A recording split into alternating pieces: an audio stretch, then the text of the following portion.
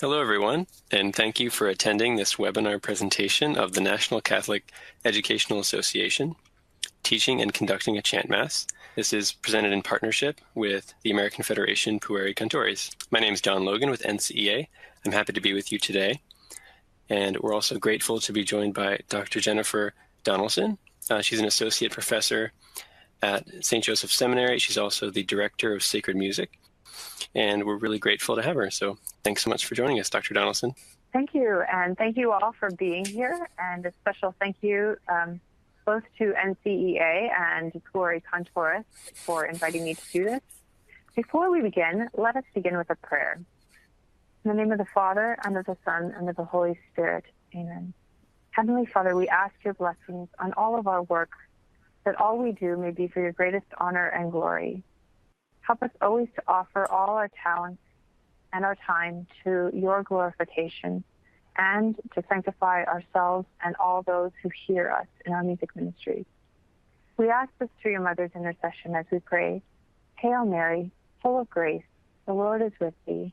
Blessed art thou amongst women, and blessed is the fruit of thy womb, Jesus. Holy Mary, Mother of God, pray for us sinners, now and at the hour of our death. Amen. In the name of the Father, and of the Son, and of the Holy Spirit. Amen. Thank you for joining me today, and a little overview of today's webinar. I'm trying to give you an approach of different techniques you might use in a rehearsal. If you are introducing, for example, the Kyrie, Sanctus, and Agnus Dei on the Pueri Cantores Festival Repertoire list with your choir. So we'll start just like a rehearsal would with some vocalizes for good technique. We'll do some ear training exercises. We'll do some rhythmic activities. And then, especially for you as conductors, we'll move on to some conducting. And we'll end with conducting Kyrie from Mass 8, the Missa de Angelis, which is part of the Pueri Cantores Festival Repertoire list. I'll give you a couple of resources for further study, and we'll have a little bit of time for questions and answers at the end of the webinar.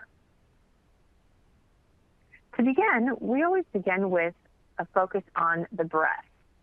So I'm going to show you an exercise that I find helpful in helping students develop a strong support in their core muscles and a good intake of the breath with a relaxed neck, and that prepares them for singing long lines legato, always looking for more and more support as much as they can, and in producing a healthy sound.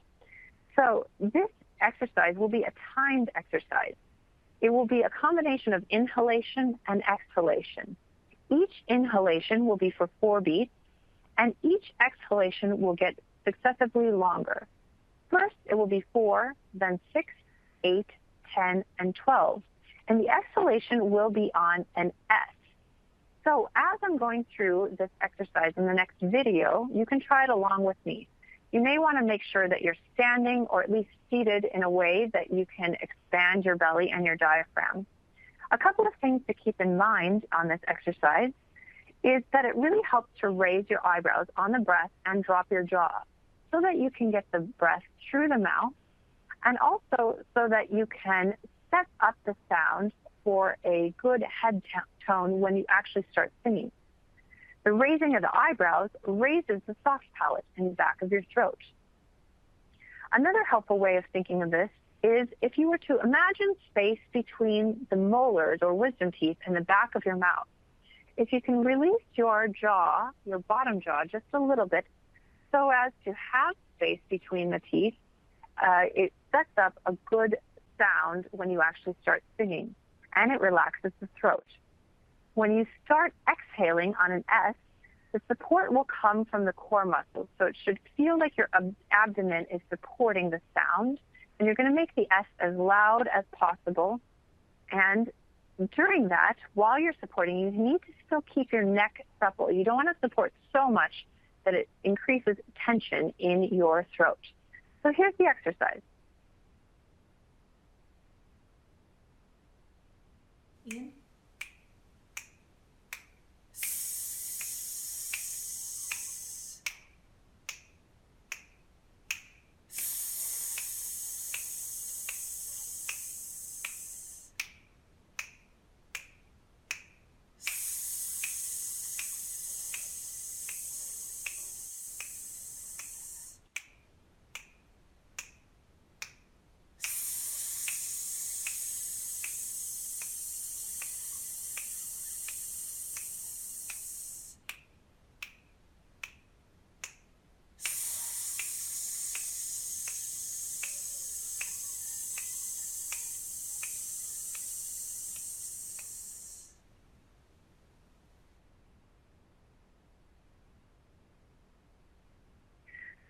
exercise is taken from the Ward method. I'll be mentioning the Ward method several points during this webinar. The Ward method was developed in the 1910s and 20s by Catholic convert Justine Ward in cooperation, especially in the 1920s, with Dom André Macaro at the monastery of Solesmes. And this exercise begins each Ward lesson, and the idea is to cultivate a good head tone, especially in a time when children often sing in a chest voice or with overactivation of the muscles in their neck. This is an especially helpful exercise for making sure that they're using a light tone that will sound pleasant when blending with others and have a good legato. So what you'll see in this video is that I breathe while bending my knees. When you bend your knees, make sure you don't hunch over. You just go straight down on your knees and keep your torso upright. And then I bring my arms up to the nose and I touch the bony part of my nose, not the cartilage, but the bony part of my nose, and sing on N on the given pitch. And what you should do is feel the vibration in your nose if you're doing it correctly. Then you open up the sound into a warm, round sound on oo. And on that, make sure that the lips are away from the teeth and they are rounded.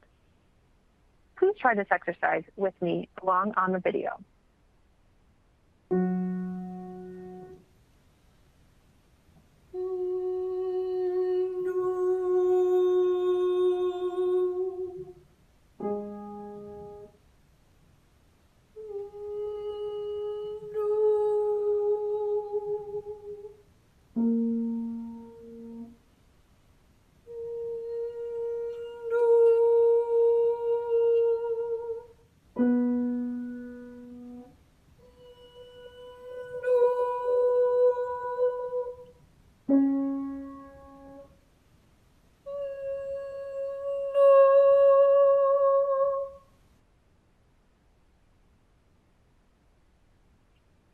The next exercise is something that I'm sure many of you do in your rehearsals, and that is just making a vocalise out of some sort of repertoire that you're going to be working on in the rehearsal. So for this vocalise, I've taken the opening phrase from the Kyrie from the Missa de Angelis, which is the piece that we'll be focusing on in this webinar. And I give the first few notes of it, singing on nu, and I use two hand gestures. The first one is to give a sense of the breath and the flow out of the breath into the first part of the gesture. And then there's a tag in the notes, extra notes that are a sort of auxiliary part of the phrase to the opening phrase. And that gets a second hand gesture, which you'll see in a moment. A couple of things to focus on in this vocalise. One, again, is core support on the breath. And you'll notice that in the gestures that I've chosen, it activates the abdominal muscles. You can almost imagine in the gestures that you'll see that you're taking a hot sheet out of the dryer and you grab the ends and you throw it up into the air and it floats down.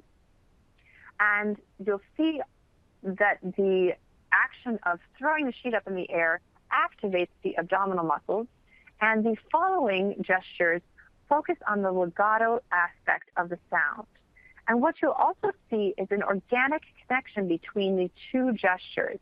And that's how the chant should go, that it has an ebb and a flow. And the relationship between when you give more energy and into less energy is an organic one. Let's try this exercise together.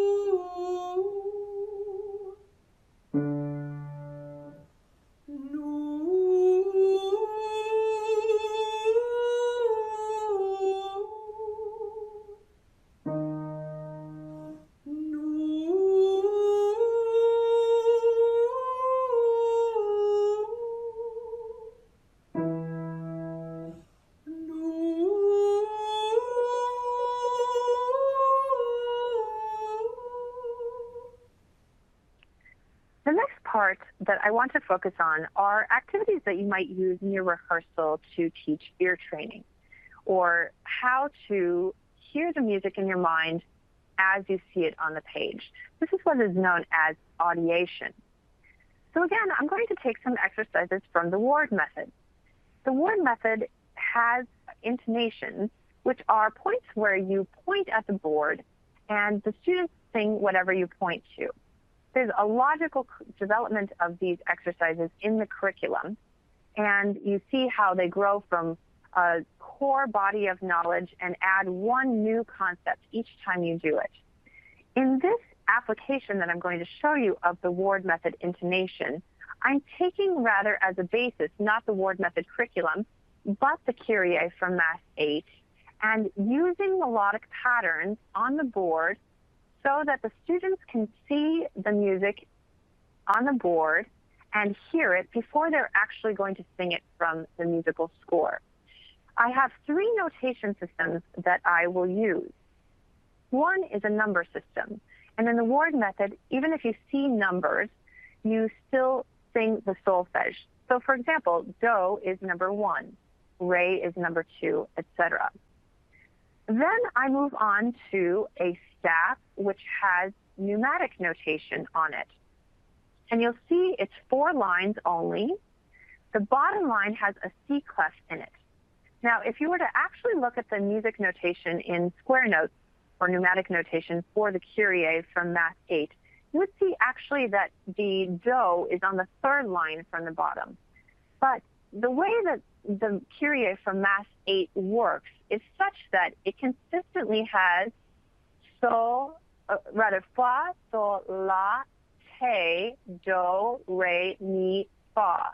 And the relationship between those notes is essentially the major scale. So for these exercises and future exercises, I am coordinating the pneumatic notation with the modern notation by assuming that we're going to treat it like it's in the modern notation and written in D major. So you'll see that I give you a D as do, and then work up from there in both the pneumatic notation and then in the modern notation. So as I go through this exercise, try singing along with me as I point. Do, re, do, do, re, mi, fa, mi, fa, sol, la, sol, la, re, do, re, do, re, la, sol, la, sol, sol, fa,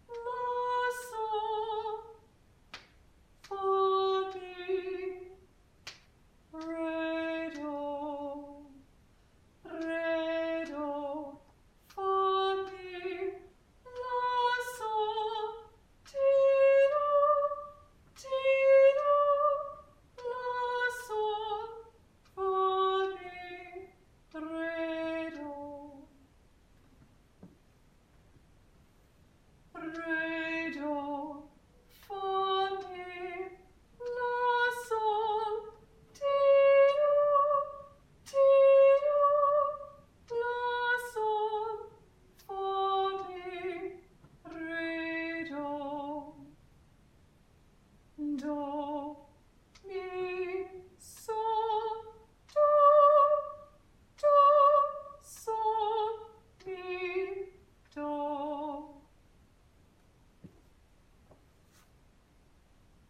Re, do, fa, mi, la, sol, ti, do, la, sol, fa, mi, re, do, mi, sol, do, sol, mi, do.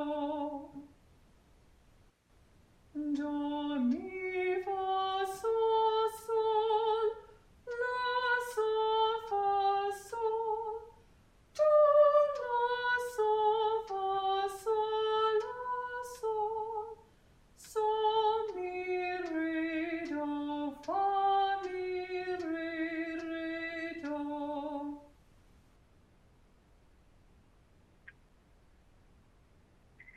And what you'll see is that on that final part of the exercise, using the modern notation, I start doing exercises that are actually part of the Kyrie. For example, pointing, do, mi, fa, sol, and then do, mi, fa, sol, la, sol, fa, sol, etc.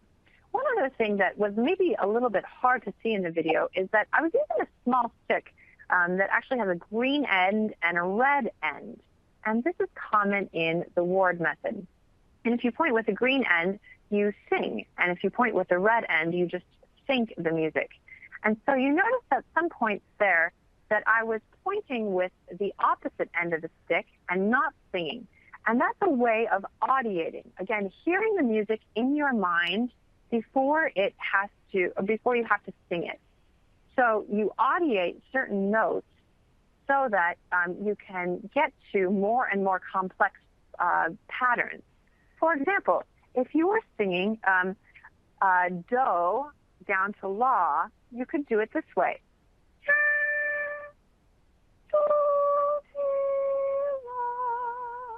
And point to each of those with the green end. And then you could also do something where you point with the red end to T if you're trying to jump from do to la. So you're singing do, thinking T, and singing la. And what you end up doing is being able to make the skip from do to la. So you would do it this way.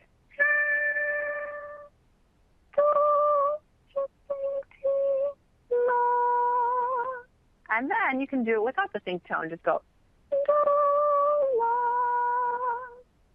etc. So these next elements of the ward method that are helpful are the ear test and the eye test. So if we're taking preparation for Kyrie H, I might sing something like this. This is Joe.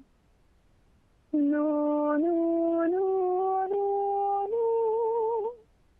And if you hear that, you analyze it in your mind, and then you sing it back using the solfege. So the correct answer would be do, re, mi, fa, sol.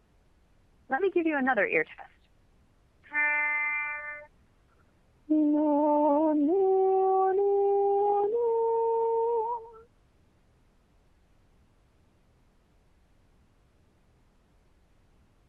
So the correct answer is do, mi, fa, sol. Here could be another one. This is sol, mi, do, do, do, do.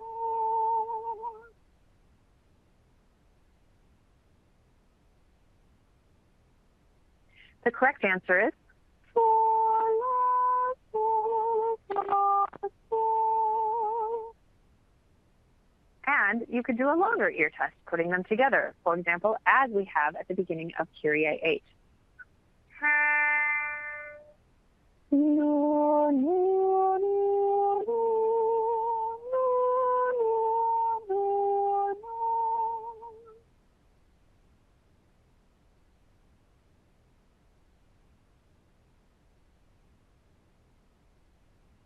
correct answer is do, mi, fa, sol, la, sol, fa, sol.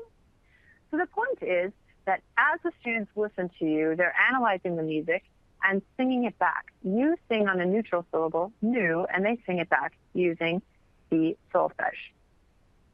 The other thing to do is an eye test, which is where you point to a series of notes on the board, and the students listen to them in their minds, almost like they have a radio in their mind, and then they volunteer the answers.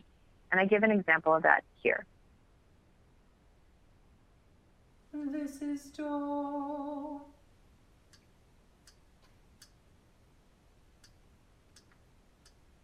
Try it.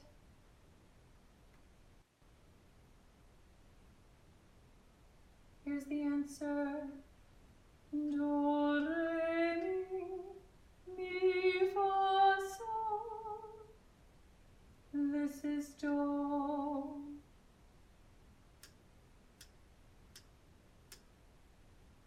Try it.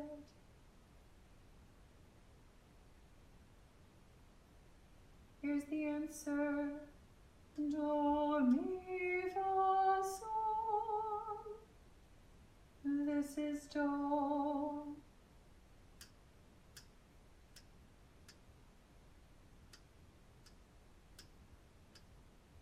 Try it.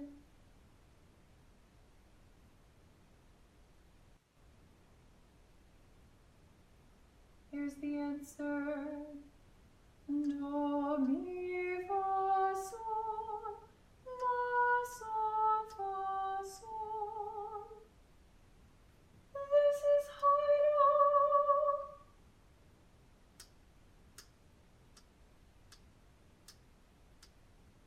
Try it.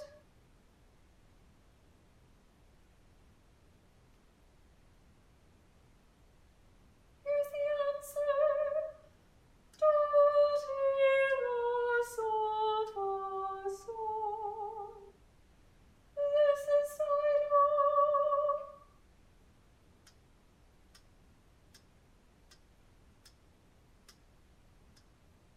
Try it.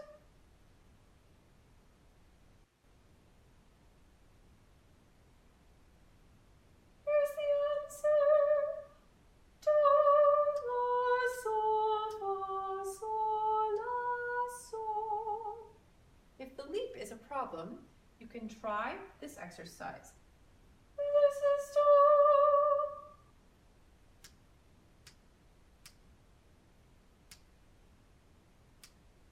Try it. Here's the answer. Do, ti, la, do, la.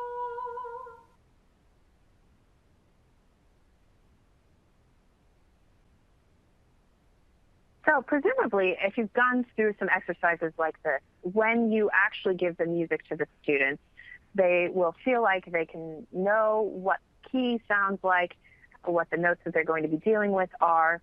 So all your warm-up exercises and your ear training exercises are oriented towards the piece that you're doing. Now, let's actually talk a little bit more about the Kyrie from Mass 8. The scores in the Pueri Cantores Festival packet are given in modern notation because that's what most musicians are familiar with. So I'd just like to point out a few things in corresponding the modern notation to the pneumatic or square notation. You notice a really long slurs in the modern notation, and that indicates where an entire set of notes is given on one syllable. But for example, you see on the A of Kyrie in the modern notation that the slur is quite long. And if you compare it, however, with the pneumatic notation underneath it, you see that there's quite a differentiation in how the notes are divided up into different neumes in the pneumatic notation. And the system that I'm going to be showing you for rhythm in terms of understanding the chant really presumes that you're going to have contact with the pneumatic notation and understand that.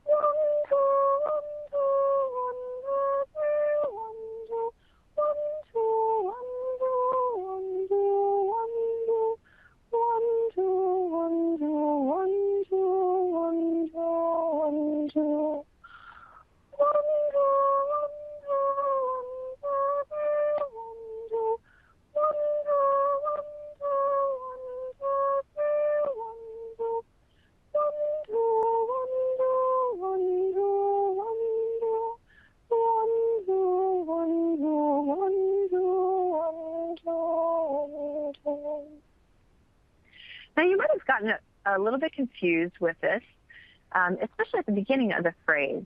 And if that's the case, don't let that throw you.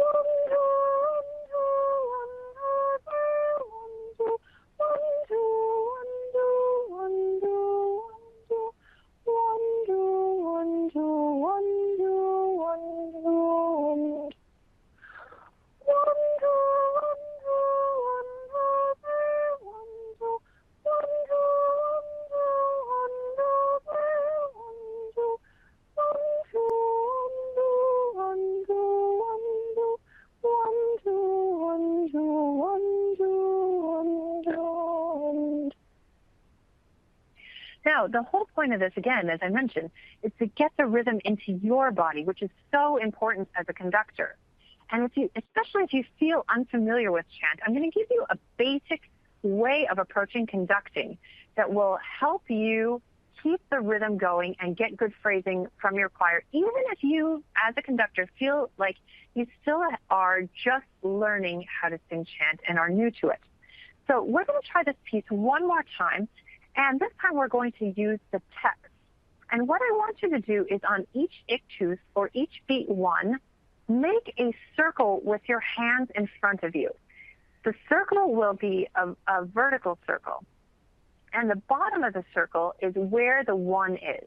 And I want you to feel like the circle is moving, moving, moving over and over so that you feel like you're getting the rhythm, especially where the ones are in your body. Kyrie.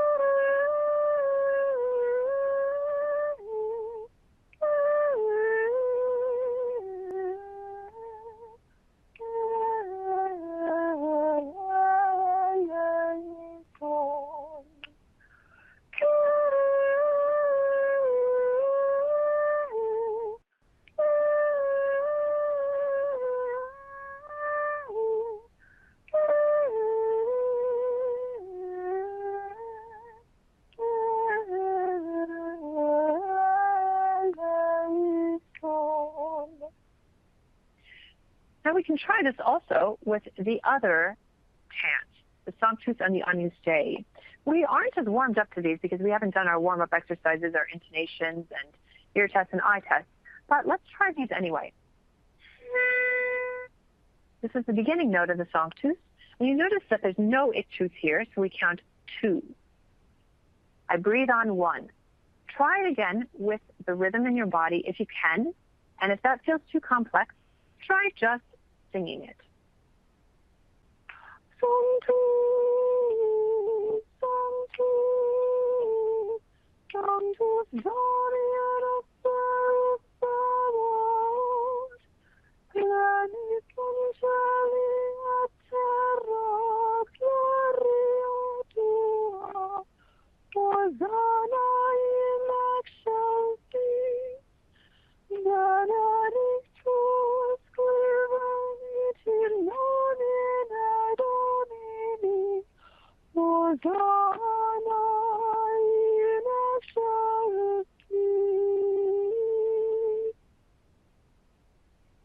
Let's try one more with counting rather than singing the text.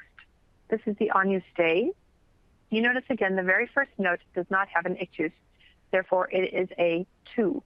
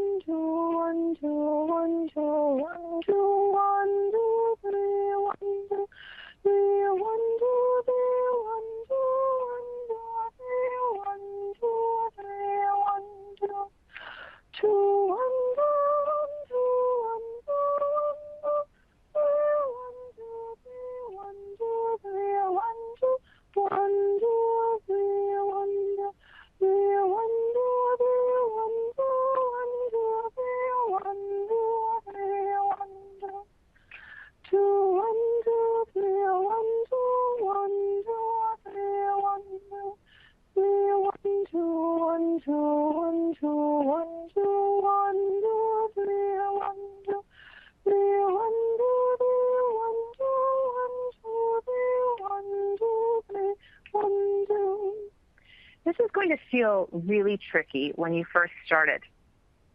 A couple of things that I should point out as well. There are some points when it looks like you have a very long tenuto mark over the notes. For example, on the very first line, over the words Dei and Mundi. These are, in chant notation, known as a horizontal epithema, and they make the note more expressive.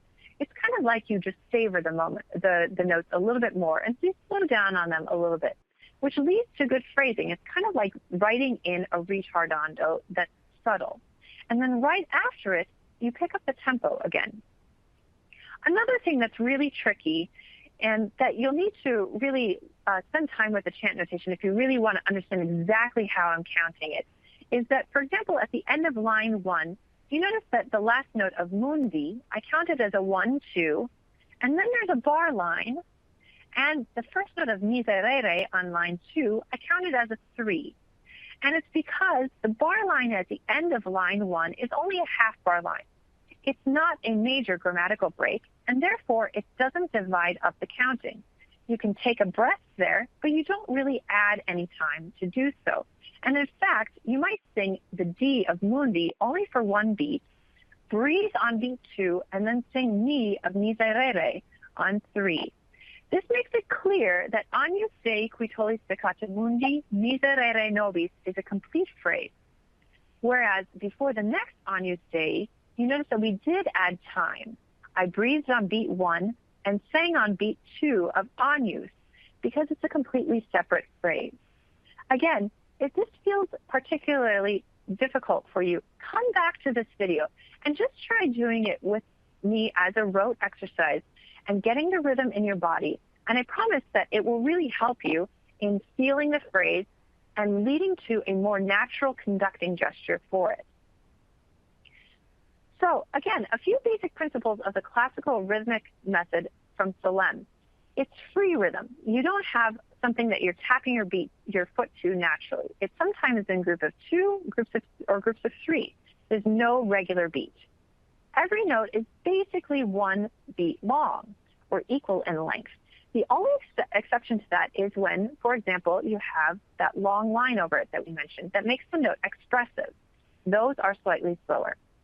You group things in groups of 2s and 3s at a basic level, but then eventually you have to decide which groups of 2 or 3 move the phrase forward and have energy, and which groups of 2 and 3 feel like they have less energy and are a relaxation in the phrase. That's where the conducting comes in, and that's the next step in our webinar.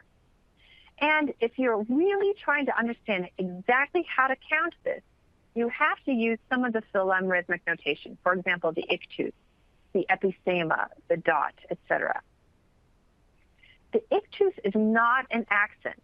This is especially important when you're reading and counting the rhythmic system that I've applied in the Sanctus. You notice a lot of times you have ictuses on non-accented syllables. For example, in the word Sanctus, your accent is on sanct and not on tus, because in a two-syllable word in Latin, the accent is never on the last syllable, so it has to be on a first syllable. But you're going to see ictuses on tus. That doesn't mean that you accent the word tus, or the syllable tus. That's particularly important for phrasing in the Sanctus. So it shouldn't sound like this, Sanctus, but rather, Sanctus. And these ictuses that are on the tus have a sense of repose or relaxation of the phrase. The energy is really in the breath and sanct, and then you relax on the tus. The ictus is basically a mental construct to help you keep track of the time. Perhaps if you're unfamiliar with chant and you've tried conducting it before, you might try conducting every note, and you notice that it kind of slows it down or makes it hard to phrase. And the whole point of this is that you're grouping things together in natural groupings of twos and threes so that it can move the phrase forward. Again, some of those phrases have forward-moving energy, which we call arsis. And some of them have a conclusion to the rhythm or a sense of restfulness, and we call this thesis. And now I would like to try getting into conducting. So what I'm going to show you now is singing all the way through the Kyrie that we just did, not with all the repetitions, but the 4 lines that we just looked at, but with a basic conducting gesture. Again, the circle in front of you with an ictus at the bottom. And the point is to keep the rhythm moving so that it feels like you don't run out of breath, and then you can make a nice phrase. For example, getting louder when the notes get higher and softer when the notes get lower.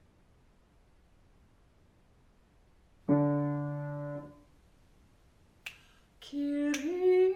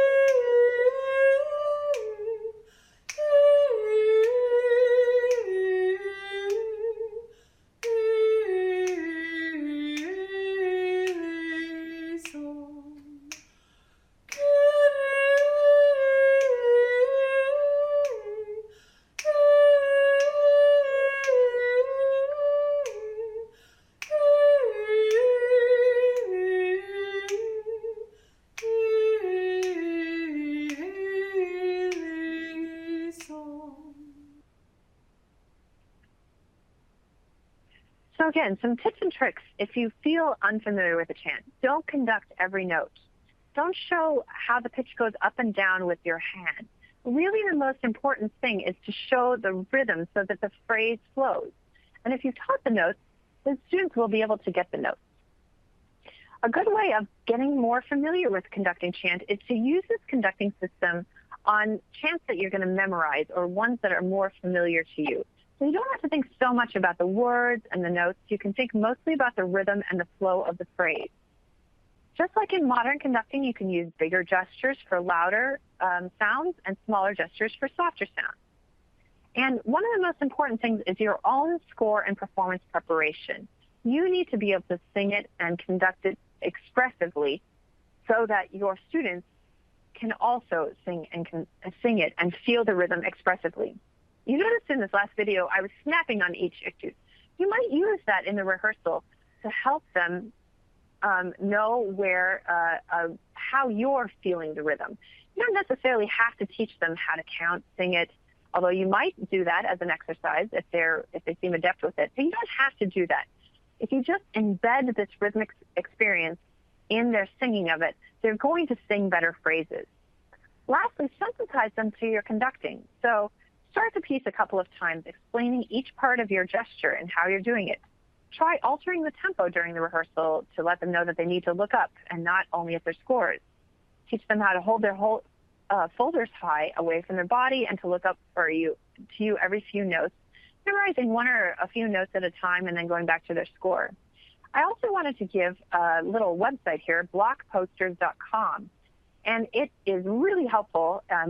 Basically, you upload an image like a JPEG or a PNG, I think it also accepts, and it produces a multi-page PDF that then you can print out and cut the edges off, and you tape it all together, and you get a giant sort of choir book of the music. And so if you have students who aren't sure where to look in the music and how to follow along, these sort of choir books are really helpful. It also just helps people listen better to each other when you're all looking at the same score. Now, let's try a couple of basic conducting gestures to go beyond just this circle. The first thing I want to show you is arsis and thesis.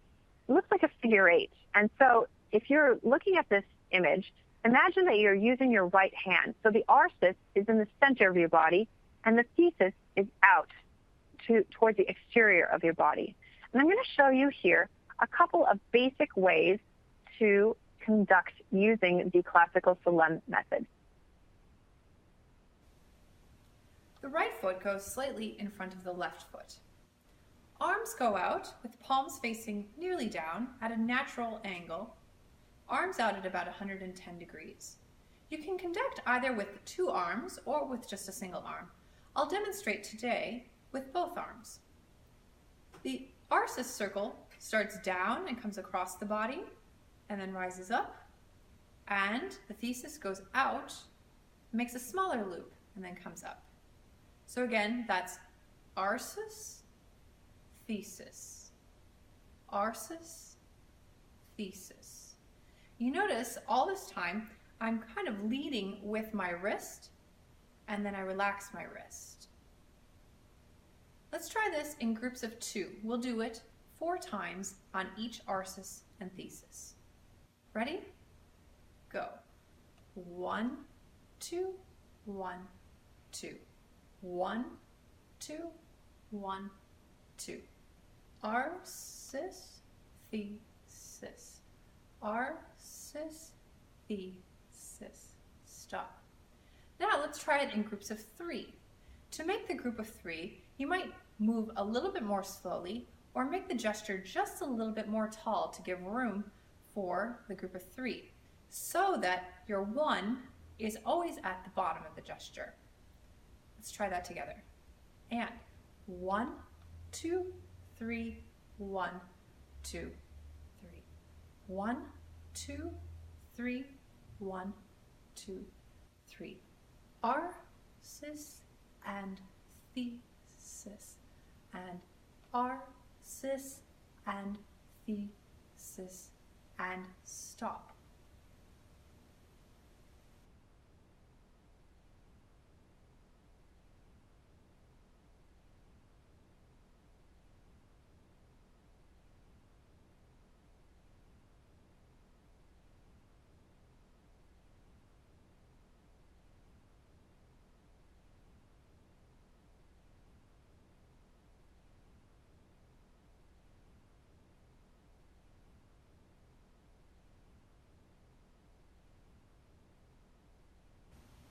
In this next part, we will take a gesture of 1 arsis, 1 thesis, 1 arsis, 1 thesis. Remember to stand shoulder width apart with your right foot slightly in front of your left foot so that you can go up towards the ball of your feet and settle back. Arms out, and we will start each group of gestures with a breath where you can just go up and then you come across for the arsis. We will do each combination 4 times, and on this first time through, we'll do it for 2 counts in each gesture. Let's begin. Breath in. 1, 2, 1, 2.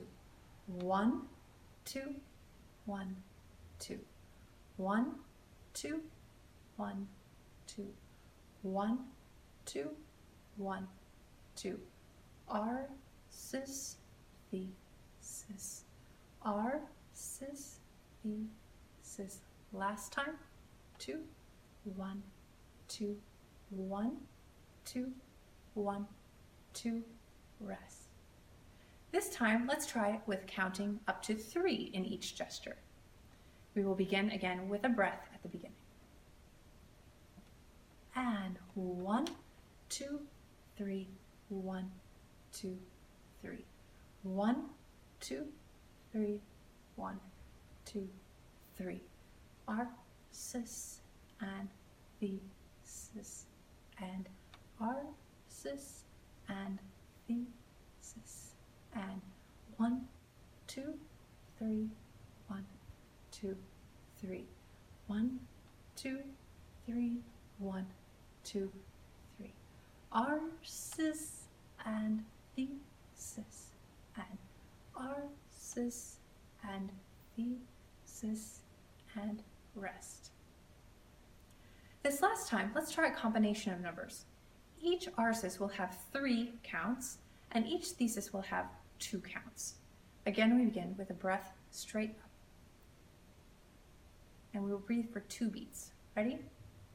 1, 2. 1, 2, 3, 1, 2. 1, 2, 3, 1, 2. Arsis and thesis. Arsis and thesis. 1, 2, 3, 1, 2.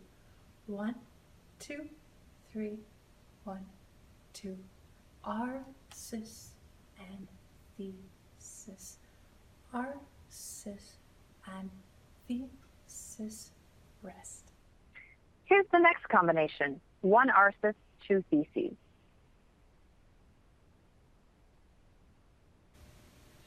In this next set, we will combine 1 arsis with 2 theses.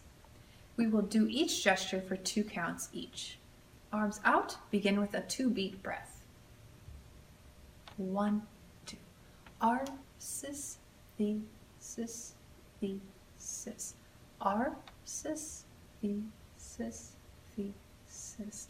Arsis, thesis, thesis. Arsis, thesis, thesis. Rest. And another combination. 2 arses, 2 theses. This next combination will be 2 arses and 2 theses.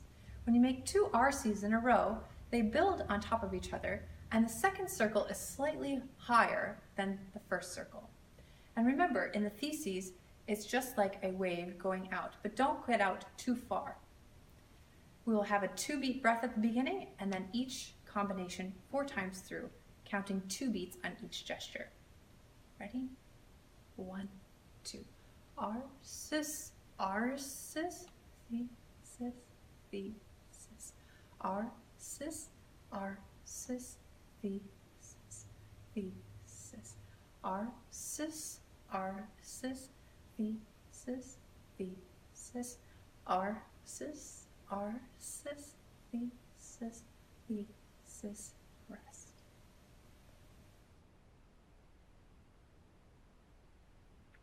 And one more combination to put a more complex set together. And again, the reason we're doing more and more complex sets is that real music is a combination of all sorts of arses and theses in different orders and with different numbers for each of those arses and theses.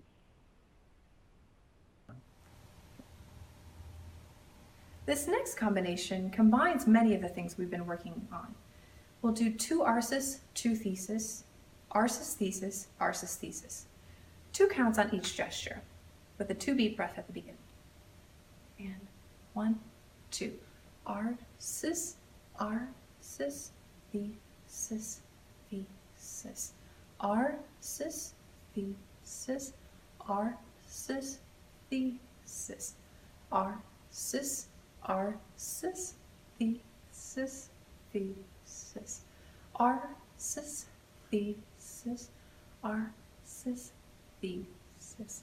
1, 2, 1, 2, 1, 2, 1, 2, 1, 2, 1, 2, 1, 2, 1. Last time. Arsis, Arsis, thesis, thesis. Arsis, thesis.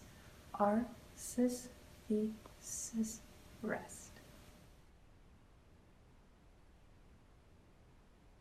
So I've given you some other exercises you can try, but for the sake of time, let's move forward to Kyrie 8. To understand the basics of how we apply chironomy, again, you have to have contact with the pneumatic notation primarily, and you can go back and review with my other webinar. But basics are that each phrase begins with an arsis and ends with a thesis. When the melody goes up, it's arsis. When it goes down, it's thesis. If you have a gesture that is mountain-shaped, the peak note, even though it immediately descends, will be arsis because it's the peak of the phrase. You usually, on the last syllable of a word, have a thesis because it is unaccented. Usually you have no more than 3 arses in a row, but you can have as many theses as necessary. So again, when you actually start trying to apply these rules, and if you're trying to figure out the chironomy on your own, you're going to find that some of the rules conflict in the musical situation, and you have to make an artistic judgment call. And you'll see that I've done that on this next score. So what I've given you here is a marked up score for Kyrie 8 that you can use to practice it. In the packet that you get from today's webinar, there's a handout that has a marked up version of the Kyrie, Sanctus, and Agnus Dei that are part of the Pueri Cantores Festival packet, marked up with this chironomy. So you see a couple of things. You see A's and T's. You see the ictuses that we had when we were just counting. Every ictus gets an A or a T. And you'll notice that there are some extra A's and T's because those are where the breaths are. So for example, line 1, you see an A with an apostrophe. That indicates that you take a breath on beat 1 and your first note is 2. So you do that in the context of an arsis. You breathe at the bottom of the circle and sing the first note of Kyrie at the top of the circle before completing the circle on the bottom on the first note of Re. That will become clear when you see the video in a moment. But again, the apostrophe indicates a breath. You notice also that some of the A's or T's are indicated in a triangle. If you've noticed how you've been working with these rhythms, that sometimes the 3s are harder than the 2s, especially if you're not aware that it's coming up. So I've tried to mitigate that by every time it's a group of 3, I put a triangle around it so that you know that you have to go up to number 3. So here's our score marked up. And if you have the handout, you'll be ready to use the video in this webinar. You can come back to it and view it again. Now, as a sort of warm-up to it, you can take the whole thing as a sort of exercise. This is distilled without any of the music. This works especially well as an exercise if you have the music already memorized. For example, you see in line 1, arsis with a breath on beat 1, sing the first note of Kyrie on 2. Then an arsis for 3, thesis for 2, arsis for 3, etc. And you can treat it as a conducting exercise if integrating your conducting and the singing is still pretty difficult for you. So again, these resources will all be archived and available for you, and I would encourage you to come back and just try practicing with me. Let me show you how the chironomy works and looks for Mass 8, Kyrie here.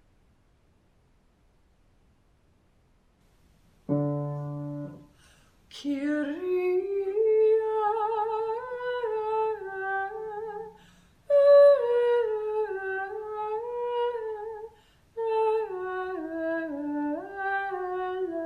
eleison, Kyrie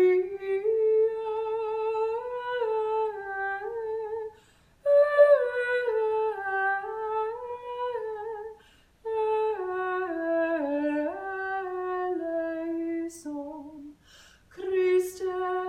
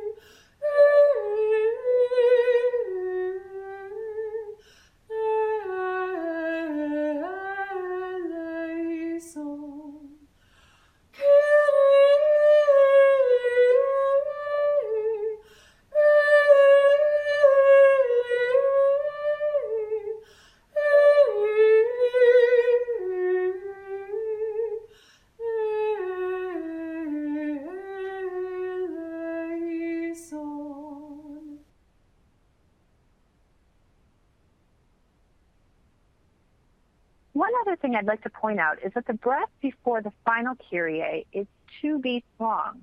You look on line 3 here, you see a T with a breath, but then it's immediately followed by a note with an ictus.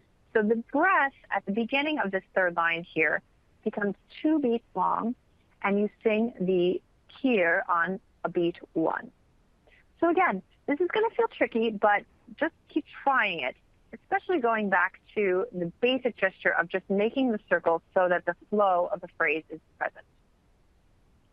I've also given you the chironomy for the Sanctus and the Agnus Dei. And I'll plan to make some practice videos for those if you'd like to practice them with it as well. But you have the scores here. So if you're looking to learn more, again, I mentioned the archived webinar that you can go back to and look at.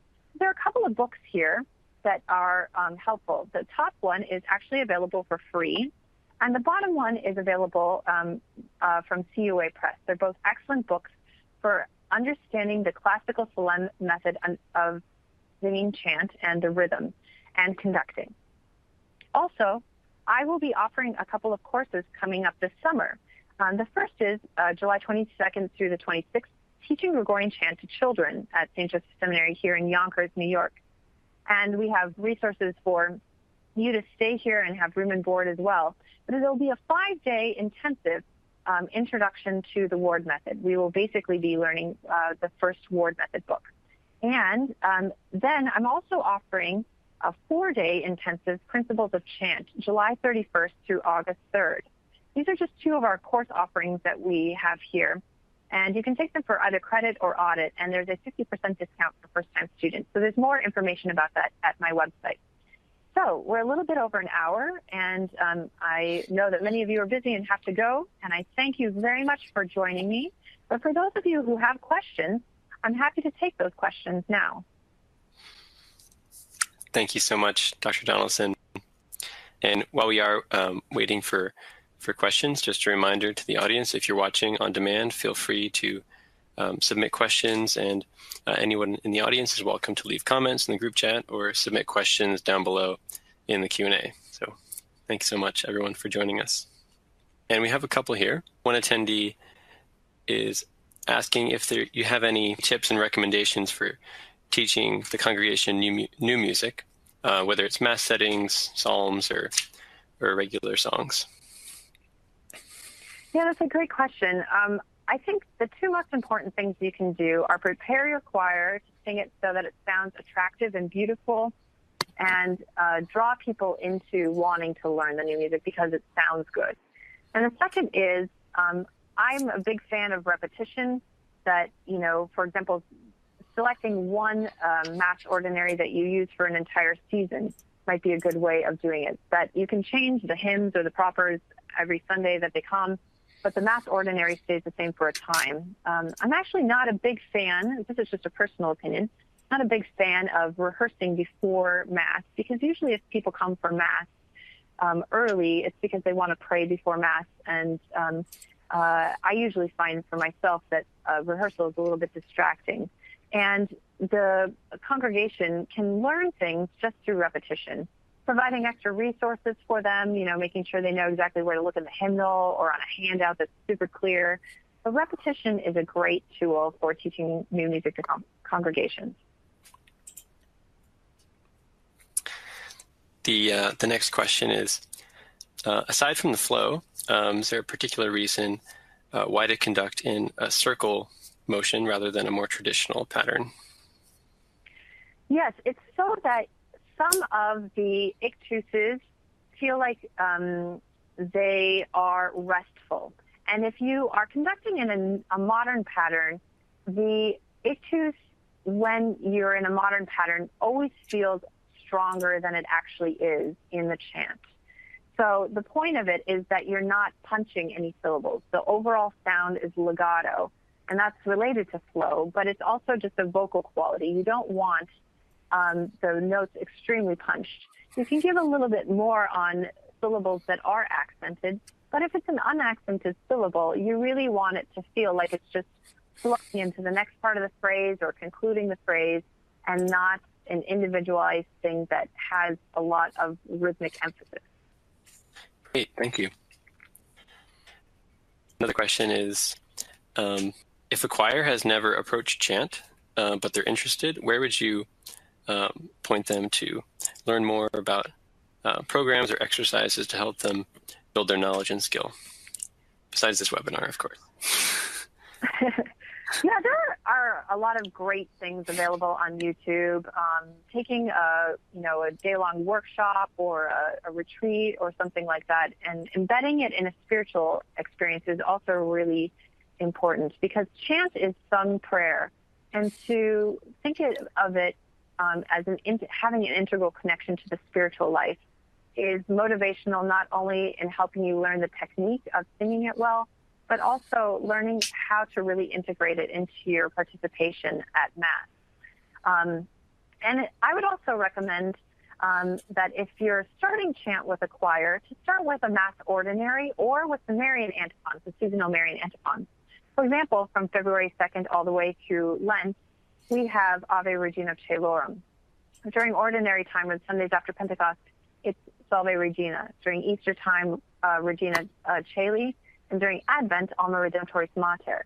These are really beautiful chants, and you can repeat them every day. It could be a sort of private devotion that the last thing, like for those who live in the monastic life, the last thing to come off their lips before they fall asleep is a song of love for our Blessed Mother, and sing them at the end of the day with your family or something like that. Those are great treasures that we have in the church, and I'd encourage any lay person to incorporate them in family life or at school if you're a teacher, or at your parish. You could even use them at the end of Mass. Great. Thank you, Dr. Donelson. And thanks to the audience. We have some great questions in here. Another one is, can children be taught chironomy? Yes, I was doing it just this morning, as a matter of fact. And one of the genius aspects of the ward method is that it really helps students learn music by getting the rhythm in their body. And from the very first lesson in the ward method, they are moving to the music. So that by the end of book 1, there are 4 or 5 books, depending on how you count it, in the ward method. And by the end of book 1, they are conducting similarly to how I was just showing you, which seems nearly miraculous. But when you see how it's integrated from a very simple motion at the beginning of the ward method, up, down, then it progresses naturally. And it's really a great way to help children learn. If you've ever had problems teaching children rhythm, you often notice that the problems are over-intellectualizing the rhythm. Yes, you have to understand it intellectually, but you also have to experience it in your body. And sometimes your body explains to your brain how to think about the rhythm. And we have a couple of questions that are kind of along the same lines. How to make practices more fun and more engaging. And there's another one about some strategies for retaining your choir, especially an adult choir. Those are great questions. Well, I would say, again, I keep coming back to the ward method, but the idea behind the ward method is that every activity takes 2 to 3 minutes. And it's designed for classroom use, 20 minutes every day in the normal classroom, 5 days a week. We know that that's not a realistic situation, but I think there's a value in what the ward method teaches us, even for our situations. For example, my children's choir only meets once a week. And the idea is that if you don't get something right away with kids, that you don't spend too much time talking about it and explaining it, but that you just come back to it again and try it again.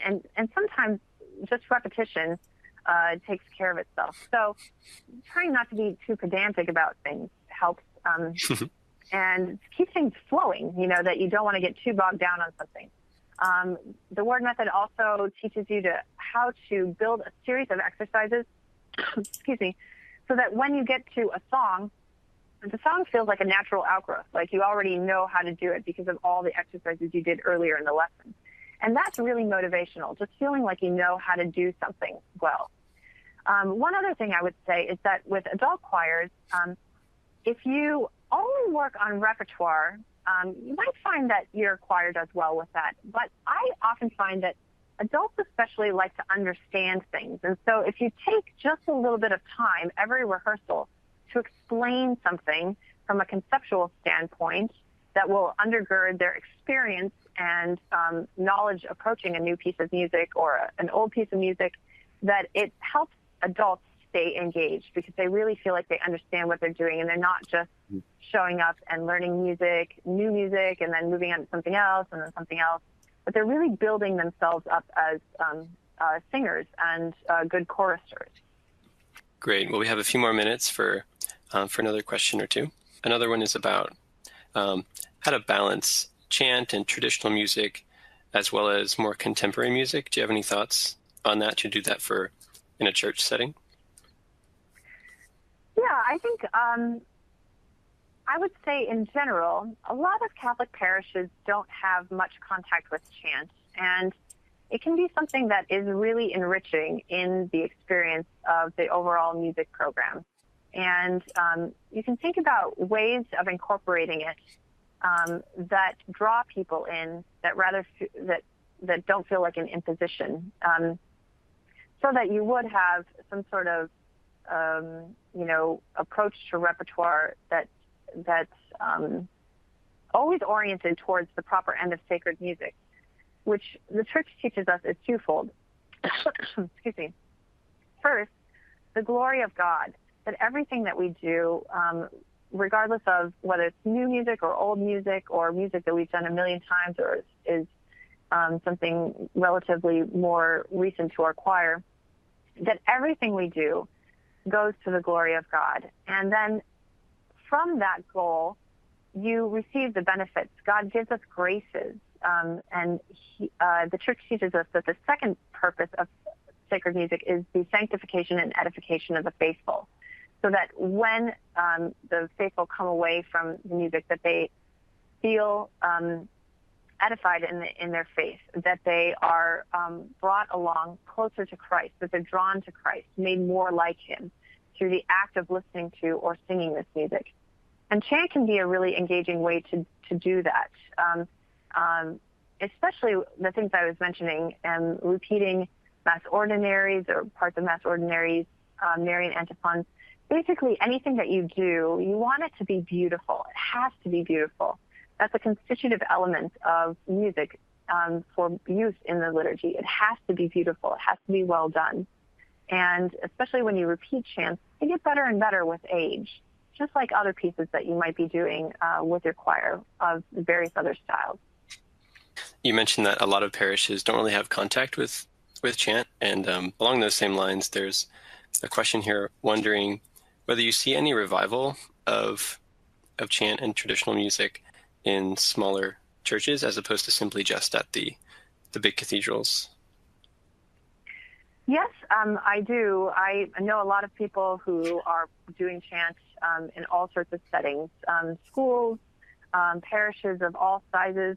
Just recently in Sacred Music magazine, we published a piece by a professor from upstate New York who lives in a very small town, and he directs his parish choir there, in a very modest parish, and people with modest skills, but they sing chant enthusiastically and find it is an integral part of their experience at Mass and helps them really to pray.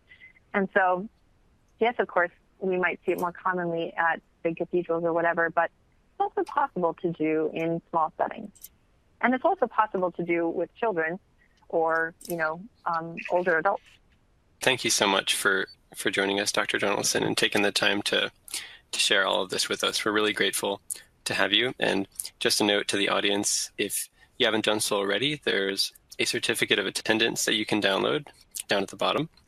An on-demand version of the webcast will be available in about a day, so feel free to come back and review the material. Feel free to share it with your friends and colleagues. Also, if you're watching on demand, feel free to submit questions, and we can forward those to Dr. Donelson via email. So another reminder, registration is open for the NCEA 2019 convention. So we hope to see you there in April in Chicago. And we invite you to visit ncea.org to see listings for upcoming webinars and professional development activities. So a warm thank you to Dr. Donelson and to our audience. Is there anything you'd like to leave our audience with today? Well, thank you to you all for being here, and also encouraging you to look at and check out Pueri Cantores and their festivals. They're doing wonderful work, and all the repertoire that you saw from today is in those packets for the festivals. Great. Thank you so much. And thanks to everyone for joining us, and have a blessed evening.